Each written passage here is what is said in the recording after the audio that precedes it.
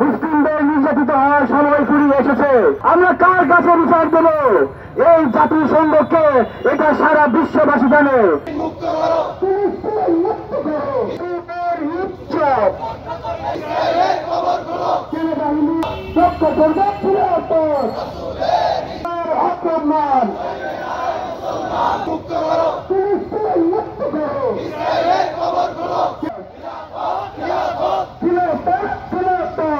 এই পৃথিবীর সবচাইতে নিপীড়িত জাতিগোষ্ঠীর নাম কি?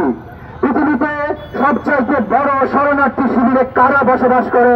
আমরা শুধুমাত্র একটি উত্তরে পাই, সেটি হচ্ছে মুসলমান।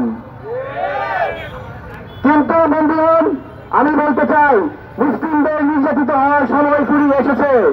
মুসলিমদের অত্যাচারিত হওয়ার সময় ফিরে এসেছে।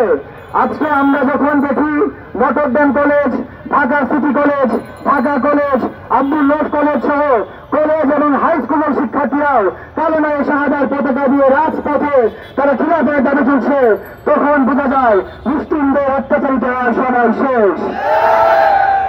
বন্ধুগণ, যখন এই মুসলিমদের কোন ভূমিতে আক্রমণ করা হয়, যখন কোন মুসলিম ভূমি রক্তাক্ত হয়, তখন আমাদেরকে বলা হয় তোমরা জাতিসংঘের কাছে বিচার দাও। আমরা কার কাছে বিচার দেব? আমরা কার কাছে বিচার দেব? এই জাতিসংঘকে এটা সারা বিশ্ববাসী জানে। এই জাতিসংঘের চোখের সামনে ইরাক হয়েছে সভ্যতার দোলনা, সিরিয়া রক্তাক্ত হয়েছে, ফিলিস্তিন রক্তাক্ত হচ্ছে, কাশ্মীর একটি উন্মুক্ত কারাগারে পরিণত হয়েছে। সুতরাং আর নয় জাতিসংঘের দিকে তাকিয়ে থাকা, আর নয় পশ্চিমাদের দাসত্ব। সুতরাং আমাদেরকে পশ্চিমাদের দাসত্বের মধ্য থেকে বের হয়ে এসে মুসলিমদের আকিদার ভিত্তিতে খিলাফত রাষ্ট্র প্রতিষ্ঠা করতে হবে।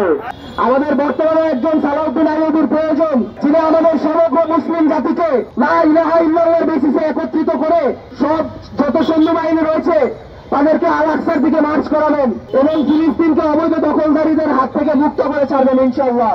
এই গণহত্যা আমাদের মানবতার কাছে প্রশ্ন তুলে ধরে।